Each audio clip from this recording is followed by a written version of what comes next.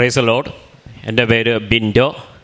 ഞാൻ അമേരിക്കയിലെ ടെക്സസിലെ ഡാളസിലുള്ള Christ king ഇടവകയിൽ നിന്നാണ്. നവംബർ 2024 എനിക്ക് ജോലി നഷ്ടപ്പെട്ടു, ലേ ഓഫ് കാരണം. അതിനുശേഷം ഒരാഴ്ച കഴിഞ്ഞപ്പോൾ ഞങ്ങളുടെ അടുത്ത് തന്നെയുള്ള ഹൂസ്റ്റണിൽ ജോസഫ് അച്ഛൻ വന്ന് കൃപാസന ധ്യാനം നടത്തുന്നുണ്ടായിരുന്നു. ആ ധ്യാനത്തിൽ ഞാൻ പങ്കെടുത്തു. അപ്പോൾ പങ്കെടുക്കുമ്പോൾ എനിക്ക് വലിയ പ്രതീക്ഷ, ഞാൻ ഒത്തിരി ധ്യാനങ്ങളൊക്കെ കൂടിയിട്ടുണ്ട്. അപ്പോൾ ഇത് അതുപോലെ മറ്റൊരു ധ്യാനമാകും എന്ന് കരുതിയാണ് ഞാനവിടെ പോയത്. എങ്കിലും ആ ധ്യാനത്തിലൂടെ ഉടമ്പടിനെ പറ്റി ഒത്തിരി മനസ്സിലാക്കുവാനും അവിടെ വെച്ച് ഞാൻ ഉടമ്പടി എടുത്ത് ഉടമ്പടി ജീവിതത്തിലേക്ക് പ്രവേശിച്ചു. അതിനുശേഷം ഉടമ്പടിയായിട്ടുള്ള എല്ലാ കാര്യങ്ങളും ഞാൻ ചെയ്യാൻ ആത്മാർത്ഥമായിട്ടും എന്നെക്കൊണ്ട് പറ്റുന്ന സിൻസിയറായിട്ട് ഞാൻ ചെയ്യാൻ തുടങ്ങി. കൂട്ടത്തിൽ ഞാൻ കമ്പനികൾക്ക് അപ്ലൈ ചെയ്യാനും തുടങ്ങി.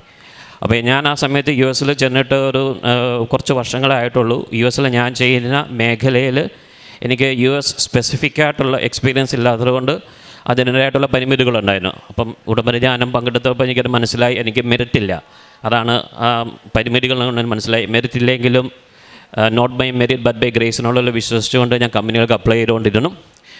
കാരുണ്യ പ്രവൃത്തികളും ആരംഭിച്ചു. അവിടെ ഞാൻ കാരുണ്യ പ്രവൃത്തികളായിട്ട് ഈ ഒറ്റയ്ക്ക് താമസിക്കുന്ന നഴ്സിംഗ് ഹോമിലൊക്കെ താമസിക്കുന്ന അല്ലെങ്കിൽ ഒറ്റയ്ക്ക് താമസിക്കുന്ന വയോധികരായിട്ടുള്ളവർക്ക് ഭക്ഷണം എത്തിച്ചു കൊടുക്കാൻ വേണ്ടി അപ്പോൾ ഞാൻ ആഴ്ചയിലൊരിക്കൽ അതിനു വേണ്ടി പോകുമായിരുന്നു. ആ സമയത്തൊക്കെ ചിലപ്പോഴൊക്കെ തോന്നിയിട്ടുണ്ട് അതിനുവേണ്ടി പോകാൻ 2-3 മണിക്കൂർ സമയം ഞാനിരുന്നാൽ ഒരു കമ്പനിയുടെ കൂടി ആപ്ലിക്കേഷൻ ചെയ്യാമെങ്കിലും ആ പ്രലോഭനത്തിനൊക്കെ അതിജീവിച്ച് ആ കാരുണ്യപദ്ധതി ചെയ്തുകൊണ്ട് പോകാനായിട്ട് വലിയ കൃപ ലഭിച്ചു. അതിനോടൊപ്പം പ്രേക്ഷിത പ്രവർത്തനമായിട്ട് നമ്മുടെ പള്ളിയിലൊക്കെ സ്പാനിഷ് ആൾക്കാരുണ്ട്. അപ്പോൾ ഇടയ്ക്ക് സ്പാനിഷ് പത്രം ലഭിക്കുന്നതിനനുസരിച്ച് സ്പാനിഷ് ആൾക്കാർക്ക് കൊടുക്കാൻ ശ്രമിക്കുക. അപ്പോൾ എനിക്ക് സ്പാനിഷ് സംസാരിക്കാൻ അറിയത്തില്ല. അപ്പോൾ ഈ പത്രം കൊടുക്കുമ്പോൾ എന്തെങ്കിലും പറയണമല്ലോ എന്ന് വിചാരിച്ചിരുന്നപ്പോഴാണ് മറ്റൊരു സഹോദരൻ പറഞ്ഞതനുസരിച്ച് സ്പാനിഷിൽ ഞാൻ ചെറുതായിട്ടൊരു ഇൻട്രൊഡക്ഷൻ എഴുതി.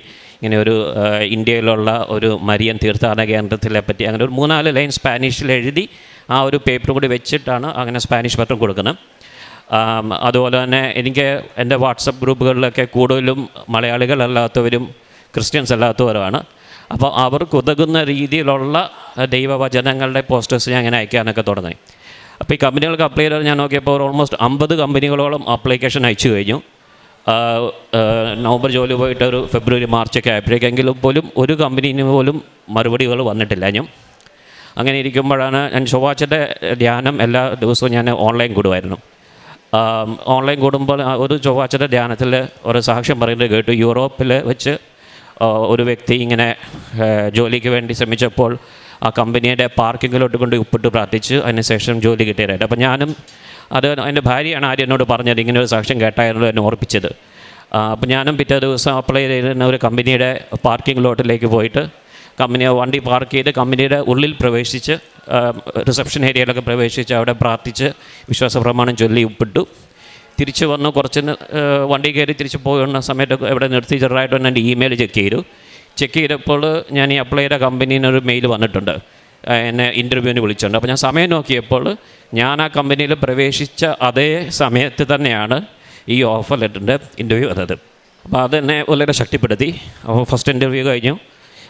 സെക്കൻഡ് റൗണ്ടിന് അപ്പം തന്നെ എടുക്കാമെന്ന് പറഞ്ഞു. സെക്കൻഡ് ഇൻ്റർവ്യൂയുടെ സമയത്ത് അന്നത്തെ ദിവസം ആദ്യമായിട്ടാണ് എനിക്കൊരു മഴവില്ല് ഒരു പ്രത്യേകമായ രീതിയിൽ ഇതുവരെ കാണാത്ത രീതിയിലുള്ളൊരു മഴവില്ല് പ്രത്യക്ഷമാണ്. അപ്പം അമ്മ കൂടെ ഉണ്ടെന്നുള്ളൊരു ബോധ്യം ലഭിച്ചുകൊണ്ട് ശക്തമായിട്ട് മുമ്പോട്ട് പോയി. അപ്പോൾ ആ സമയത്തൊക്കെ എൻ്റെ പരിചയമുള്ളവരൊക്കെ പറയുന്നുണ്ട്, ഇപ്പം നിങ്ങൾക്ക് ഒരു റൗണ്ടിൽ ആയുള്ളൂ, ഇനിയും കമ്പനികൾക്കും ഇനിയും അപ്ലൈ ചെയ്തുകൊണ്ടിരിക്കുക എന്നുള്ളത്. പക്ഷേ എനിക്കെന്തോ ഒരു വിശ്വാസം വന്നു, ഇത് മാതാവ് അടയാളങ്ങൾ സഹിതം കാണിച്ചു തരുന്നുണ്ട്, ഇത് എനിക്കുള്ള കമ്പനിയാണ്. അതുകൊണ്ട് അതിന് ശേഷം പിന്നെ ഞാൻ ഒരു കമ്പനിക്ക് അപ്ലൈ ചെയ്തില്ല. ഈ കമ്പനിയെ കിട്ടുമെന്നുള്ള വിശ്വാസത്തിൽ തന്നെ നിന്നിരുന്നു. അങ്ങനെ 3ാമത്തെ റൗണ്ടും കഴിഞ്ഞു. അപ്പോൾ ആദ്യം എന്നോട് പറഞ്ഞത് 3 റൗണ്ട് ഉണ്ടാവുകയുള്ളതാണ്. അപ്പോൾ 3ാമത്തെ റൗണ്ട് കഴിഞ്ഞപ്പോൾ ഞാൻ ഓർത്തു ഇനി അവരെന്നെ മിക്കവാറും അക്സെപ്റ്റ് ചെയ്യാതിരിക്കും, കാരണം വലിയ കുഴപ്പങ്ങളൊന്നും ഇല്ലാഞ്ഞു. പക്ഷേ പിന്നെ വന്ന മെസ്സേജ് എന്ന് പറയുന്നത് ഒരു 4ാമത്തെ ഒരു റൗണ്ടും കൂടി വേണമെന്നും 4ാമത്തെ റൗണ്ട് നടന്നപ്പോൾ എനിക്ക് ഇല്ലാത്ത കാര്യങ്ങളൊക്കെ തന്നെ അവർ ചോദിച്ചത്. അപ്പോൾ എനിക്കൊത്തിരി വിഷമമായി. അപ്പോൾ ഞാനിങ്ങനെ പ്രാർത്ഥിച്ചു, എൻ്റെ ഇങ്ങനെ പെട്ടെന്നൊരു അപ്രതീക്ഷിതമായിട്ടൊരു 4ാമത്. അപ്പോഴേക്കും എനിക്ക് 5 മാസത്തോളമായി ഞാൻ ജോലിയില്ലാതെ നിൽക്കുമ്പോൾ. അപ്പോൾ അമേരിക്കയിൽ ജോലിയില്ലാതെ നിൽക്കുമ്പോൾ പ്രത്യേകിച്ച് ഒരാളുടെ ശമ്പളത്തിന് ഭാര്യയ്ക്ക് ജോലി ഉണ്ടെങ്കിൽ ഒരു ചെറിയ ജോലിയാണ്. അങ്ങനെ പോകുമ്പോൾ നമ്മുടെ വീടിൻ്റെ ലോണും കാറിൻ്റെ ലോണും ഒക്കെ അടച്ച് മുമ്പോട്ട് വലിയ ബുദ്ധിമുട്ടാണ്. അപ്പോൾ ഇങ്ങനെ വിഷമിച്ച് നിൽക്കുമ്പോഴാണ് എൻ്റെ ഇങ്ങനെ പെട്ടെന്നൊരു 5 മാസം കഴിഞ്ഞപ്പോൾ ഇങ്ങനെ പെട്ടെന്ന് അപ്രതീക്ഷിതമായിട്ടൊരു 4th റൗണ്ട് അങ്ങനെ പ്രാർത്ഥിച്ച് പെട്ടെന്നൊരു ഓർമ്മപ്പെടുത്തൽ മാതാവ് തന്നത്. അതിൻ്റെ തലയാഴ്ച US ടാക്സ് റിട്ടേൺസ് ഫയൽ ചെയ്യുന്ന സമയത്ത് ഇന്ത്യയിൽ നിന്നുള്ള എൻ്റെ ഒരു വരുമാനത്തിൻ്റെ സോഴ്സ് ഞാൻ വെച്ചിട്ടില്ല. ഞാൻ നിയമപരമായിട്ട് വെക്കണതാണ്, പക്ഷേ ആരും ചെയ്യാത്ത നാട്ടിനടുപ്പനുസരിച്ച് അതെല്ലാവരും കണ്ണടയ്ക്കാനാണ്.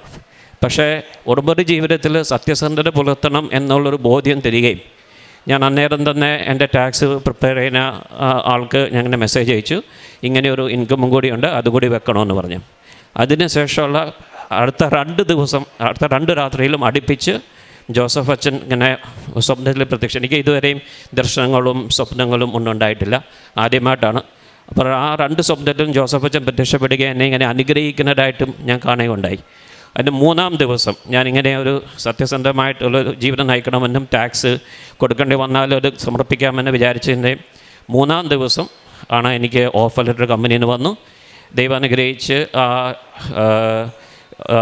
ആ പുതിയ ഓഫറിൽ എനിക്ക് നേരത്തെ ജോലി നഷ്ടപ്പെട്ടതിനേക്കാട്ടിലും വളരെ ഉയർന്ന ഒരു ശമ്പളത്തിലാണ് ആ ജോലി ലഭിച്ചത്. യേശുവിനും മാതാവിനും നന്ദി പറയുന്നു. അതിനുശേഷവും ഞാൻ ഉടമ്പടി ജീവിതത്തിൽ തന്നെയാണ്. ചൊവ്വാഴ്ചത്തെ ധ്യാനം, ഇപ്പം എനിക്ക് ജോലിയുണ്ട്. അപ്പോൾ ചൊവ്വാഴ്ചത്തെ ധ്യാനം ഞാൻ ആദ്യം മുതലേ കുറച്ച് ചൊവ്വാഴ്ചകൾക്ക് ശേഷം ഞാൻ വീട്ടിൽ ഓൺലൈനിൽ നിന്ന് കാണുന്നതിന് പകരം ഞങ്ങളുടെ അടുത്തൊരു പള്ളിയിൽ നിത്യാരാധന ചാപ്പലുണ്ട്. അപ്പോൾ ഇവിടെ ആരാധന നടക്കുന്നുണ്ട്. അപ്പോൾ ഞാൻ ആ നിത്യാരാധന ചാപ്പലിൽ പോയിരുന്ന് എൻ്റെ ഹെഡ്ഫോൺ വെച്ച് ഞാൻ ആരാധനയിൽ പങ്കെടുത്ത് തന്നെ ഇരുന്നുണ്ട്. അപ്പോൾ ജോലി ലഭിച്ചതിന് ശേഷവും ഞാൻ അതിനെ കണ്ടിന്യൂ ചെയ്യാൻ ആഗ്രഹിച്ചു. അപ്പോൾ ഞാൻ അങ്ങനെ പോകും. അപ്പോൾ ഈ ജോലിയിൽ എനിക്ക് മിക്കവാറും എനിക്ക് വീട്ടിൽ നിന്നോട് ജോലിയാവുന്ന സാഹചര്യമാണ്. എങ്കിലും പലപ്പോഴും ഇമെയിലുകളും മെസ്സേജസ് വരികയും റെസ്പോണ്ട് ചെയ്യുകയും ഒക്കെ ചെയ്യാനും ബിസിയായിട്ട് പോകുന്ന ജോലി ദിവസങ്ങളാണ്. എങ്കിലും ചൊവ്വാഴ്ചകളിൽ ഞാനത് ശ്രദ്ധിച്ചു. ഞാൻ ധ്യാനത്തിന് അവിടെ പോയിരിക്കുന്ന ആ 2-2.5 മണിക്കൂർ, ആ 2.5 മണിക്കൂർ ഒരു ഇമെയിലും എനിക്ക് വരുമില്ല, ഒരു മെസ്സേജിന് ഡിസ്റ്റർബ് ചെയ്യത്തില്ല ഈ കഴിഞ്ഞ കുറേ മാസങ്ങളായിട്ട്. Praise Lord. അതുപോലെ തന്നെ കാരുണ്യ പ്രവർത്തനം അതുപോലെ ഞാൻ ചെയ്യാൻ ശ്രമിക്കുന്നുണ്ട്. വൈഫ് ചെയ്യുമ്പോൾ വൈഫിൻ്റെ കൂടെ പോകുന്നു. അതുപോലെ അടുത്തുള്ള ഒരു കുടുംബത്തെ ഒറ്റയ്ക്ക് താമസിക്കുന്നവരെ സഹായിക്കുകയും ചെയ്യുന്നു. ഈശോയ്ക്കും പരിശുദ്ധ മാതാവിനും വളരെയേറെ നന്ദി. ഇനി ഉടമ്പടിയിൽ തന്നെ കണ്ടിന്യൂ ചെയ്യാനായിട്ട് ആഗ്രഹിക്കുന്നു. Praise Lord. അപ്പസ്തോല പ്രവർത്തനങ്ങൾ 20-ാം അധ്യായം 24-ാം തിരുവചനം. എന്നാൽ എൻ്റെ ജീവൻ ഏതെങ്കിലും വിധത്തിൽ വിലപ്പെട്ടതായി ഞാൻ കണക്കാക്കുന്നില്ല. എൻ്റെ ഓട്ടം പൂർത്തിയാക്കണമെന്നും ദൈവത്തിൻ്റെ കൃപയുടെ സുവിശേഷത്തിന് സാക്ഷ്യം നൽകാൻ കർത്താവായ യേശുവിൽ നിന്ന് ഞാൻ സ്വീകരിച്ചിട്ടുള്ള ദൗത്യം നിർവഹിക്കണമെന്നും മാത്രമേ ഞാൻ ആഗ്രഹിക്കുന്നുള്ളൂ. ബിൻഡോ കുര്യൻ എന്ന ഈ സഹോദരൻ തൻ്റെ വലിയ ജീവിത സാക്ഷ്യമാണ് ഈ അൾത്താരയിൽ, പരിശുദ്ധ അമ്മയെ ജീവനോടെ പ്രത്യക്ഷപ്പെട്ട ഈ അൾത്താരയിൽ കയറി നിന്ന് പറയാൻ ലഭിച്ച മഹാഭാഗ്യത്തെ ഓർത്ത് അദ്ദേഹം ഏറ്റുപറയുന്നത്. അദ്ദേഹം ഉടമ്പടിയിലേക്ക് വരുന്ന ഹ്യൂസ്റ്റണിൽ അച്ഛൻ US ധ്യാനം നടത്തിയപ്പോൾ ഒരു സ്പിരിച്വൽ റിന്യൂവൽ എന്ന ഒരർത്ഥത്തിൽ മാത്രമേ എല്ലാ വർഷത്തിലും പങ്കെടുക്കുന്ന ഒരു ധ്യാനം പോലെ ഇതുമായിരിക്കും എന്ന് മാത്രമേ അദ്ദേഹം അച്ഛൻ്റെ ധ്യാനം US അറ്റൻഡ് ചെയ്യുമ്പോൾ വിചാരിച്ചുള്ളൂ. പക്ഷേ അദ്ദേഹത്തിൻ്റെ ജീവിതത്തിൽ വലിയ ഒരു U-ടേൺ ഉണ്ടാകാനായി ദൈവം വഴിയൊരുക്കി എന്നാണ് അദ്ദേഹം ഇവിടെ ഏറ്റുപറയുന്നത്. അദ്ദേഹത്തിന് ഏറ്റുപറയാനുള്ളൊരു വലിയ കാര്യം ഇതൊരു ചൊല്ലുന്ന പ്രാർത്ഥനയല്ല, ചെയ്യുന്ന പ്രവൃത്തിയാണെന്ന് അദ്ദേഹം ഊന്നി പറയുന്നതിൻ്റെ കാരണം, കാരുണ്യ പ്രവൃത്തികൾ ചെയ്തുകൊണ്ടിരിക്കുമ്പോൾ US എന്ന് പറഞ്ഞാൽ അതൊരു വളരെ കൃത്യനിഷ്ഠതയുടെ ഒരു സ്ഥലമാണ്. ജോലികളുടെ വളരെയധികം അവസരങ്ങളുള്ള സ്ഥലമാണ്. അവിടെ അദ്ദേഹം ചിന്തിച്ചു, ഒരു പ്രലോഭനം എന്നോണം ആ പ്രലോഭനത്തെ അദ്ദേഹത്തിന് അതിജീവിക്കാൻ സാധിച്ചു. പരിശുദ്ധാത്മാവ് അദ്ദേഹത്തിന് കൃപ നൽകി എന്നാണ് അദ്ദേഹം ഏറ്റുപറയുന്നത്. കാരുണ്യ പ്രവൃത്തികൾ ചെയ്യുന്ന 2-3 മണിക്കൂർ എനിക്ക് ജോലി ചെയ്യാലോ എന്നുള്ള ഒരു പ്രലോഭനം അദ്ദേഹത്തിൻ്റെ മനസ്സിലേക്ക് വന്നപ്പോൾ അത് പരിശുദ്ധാത്മാവിൻ്റെ ആ ഒരു കൃപയിൽ അദ്ദേഹത്തിന് വിവേചിച്ചെടുക്കാനുള്ള വിവേകവും കൃപയും അദ്ദേഹത്തിന് ലഭിച്ചു. ഒരുപാട് കമ്പനികളിലേക്ക് അദ്ദേഹം ലെറ്ററുകൾ അയച്ചു, ആപ്ലിക്കേഷൻ പോസ്റ്റ് ചെയ്തെങ്കിലും മഴവില്ലിൻ്റെ ഒരു പ്രസൻസോടുകൂടി പരിശുദ്ധ അമ്മയുടെ സാന്നിധ്യത്തിൽ തന്നെ സാമീപ്യത്തോടുകൂടി അദ്ദേഹത്തിന് വെളിവായി ഈ വരുന്ന ഓഫർ തനിക്കുള്ളതാണ്, ഈ ജോലി തനിക്കുള്ളതാണെന്ന് തിരിച്ച് മനസ്സിലാക്കാനുള്ള കൃപ അദ്ദേഹത്തിന് നൽകി. അതുപോലെ തന്നെ ചില ഡോക്യുമെൻറ്റ്സുകൾ സബ്മിറ്റ് ചെയ്യുമ്പോൾ പരിശുദ്ധാത്മാവിൻ്റെ വലിയ ഇടപെടൽ, പരിശുദ്ധ അമ്മയുടെ മധ്യസ്ഥം അദ്ദേഹത്തിന് വെളിവായി. കാരണം ബഹുമാനപ്പെട്ട ജോസഫ് അച്ഛൻ്റെ ഒരു ദർശനത്തിലൂടെ അദ്ദേഹത്തിന് മനസ്സിലായി തൻ്റെ വിശ്വസ്തത അല്ലെങ്കിൽ തൻ്റെ സിൻസിയറിറ്റി അവിടെ പ്രസൻറ്റ് ചെയ്യേണ്ടത് ദൈവം ആഗ്രഹിക്കുന്നുവെന്ന്. അങ്ങനെ കൃത്യമായി ഉടമ്പടി ജീവിക്കുന്നത് ഓരോരുത്തരും മനസ്സിലാക്കുന്നത്, ഉടമ്പടി നമ്മെ പഠിപ്പിക്കുന്നത് വിശ്വാസത്തിലും വിശ്വസ്തതയിലും ദൈവസ്നേഹത്തിലും നാം അടിയുറച്ചു നിൽക്കേണ്ടതിൻ്റെ ആവശ്യത്തെക്കുറിച്ചും കൂടിയാണ്. ഇത് നമ്മൾ ഉടമ്പടി ജീവിക്കുമ്പോൾ നമ്മുടെ പുറകിൽ വന്ന ആരും കൗൺസിലിംഗ് തരാനോ അല്ലെങ്കിൽ നമ്മെ ഉപദേശിക്കാൻ ആരും തന്നെയില്ല. പരിശുദ്ധ അമ്മ തന്നെ നമ്മോട് കൂടെ സഞ്ചരിക്കുകയാണ്. അമ്മ സഞ്ചാരി മാതാവാണെന്ന് പറയുന്നതിൻ്റെ കാരണം അതാണ്. ജോലി ലഭിക്കുന്നതിന് മുൻപും പിൻപും അദ്ദേഹം ഒരു നിലപാടെടുത്തു. ഞാൻ എപ്പോഴും ചൊവ്വാഴ്ച ധ്യാനങ്ങളിൽ ഈശോയോടൊപ്പം നിത്യാരാധന ചാപ്പലിൽ ഉണ്ടായിരിക്കും. അത് അദ്ദേഹത്തിൻ്റെ ഒരു തീരുമാനമാണ്. അത് ജോലി ഉണ്ടെങ്കിലും ഇല്ലെങ്കിലും, ജോലി ലഭിച്ചാലും ഇല്ലെങ്കിലും, ആ ഈശോയോട് ചേർന്ന ആ നിമിഷം മുതൽ അദ്ദേഹത്തിൻ്റെ തീരുമാനത്തിന് ഇന്നും അദ്ദേഹം ഇളക്കം തട്ടിയിട്ടില്ല. നമുക്ക് ഈശോയ്ക്ക് നന്ദി പറയാം. നമ്മുടെ തീരുമാനങ്ങൾ ഈശോയോടൊപ്പമായിരിക്കുന്നതിന്, പരിശുദ്ധ അമ്മ നമ്മെ സഹായിക്കുന്നതിന്, പരിശുദ്ധാത്മാവിൻ്റെ കൃപകളും അഭിഷേകവും നമുക്ക് ലഭിക്കുന്നതിന് നമുക്ക് നന്ദി പറയാം. ജോലിയില്ലാതെ വളരെ കുടുംബത്തെ നോക്കിക്കൊണ്ടിരിക്കുന്ന, പരിപാലിച്ചുകൊണ്ടിരിക്കുന്ന മാതാപിതാക്കളും ഉത്തരവാദിത്തപ്പെട്ടവരും വളരെ സങ്കടത്തോടുകൂടി പ്രാർത്ഥിക്കുന്നവരും ഉടമ്പടിയിലായിരിക്കുന്നവരും ഓൺലൈനിലായിരിക്കുന്നവരും എല്ലാം ഈ സാക്ഷ്യത്തോട് ചേർന്ന് ഈശോയ്ക്ക്, പരിശുദ്ധ അമ്മയ്ക്ക് നമ്മുടെ ആഗ്രഹങ്ങളെ സമർപ്പിച്ച് പ്രാർത്ഥിക്കാം. ബിൻഡോ കുര്യന് ലഭിച്ച, കുടുംബത്തിന് ലഭിച്ച എല്ലാ അനുഗ്രഹങ്ങൾക്കും ഈശോയ്ക്കും പരിശുദ്ധ അമ്മയ്ക്കും നല്ലൊരു കൈയടി നൽകി സാക്ഷ്യം നമുക്ക് സമർപ്പിക്കാം. അത്യപൂർവ ദൈവാനുഭവങ്ങൾ ഇനി നിങ്ങൾക്കും സ്വന്തം. ഈ യൂട്യൂബ് ചാനൽ ഇതുവരെ സബ്സ്ക്രൈബ് ചെയ്തിട്ടില്ലെങ്കിൽ ഇപ്പോൾ തന്നെ സബ്സ്ക്രൈബ് ചെയ്യുക. ഈ വീഡിയോ ഇപ്പോൾ തന്നെ നിങ്ങളുടെ സുഹൃത്തുക്കൾക്ക് ഷെയർ ചെയ്തുകൊണ്ട് കർത്താവിൻ്റെ പ്രേക്ഷിതരാകുക.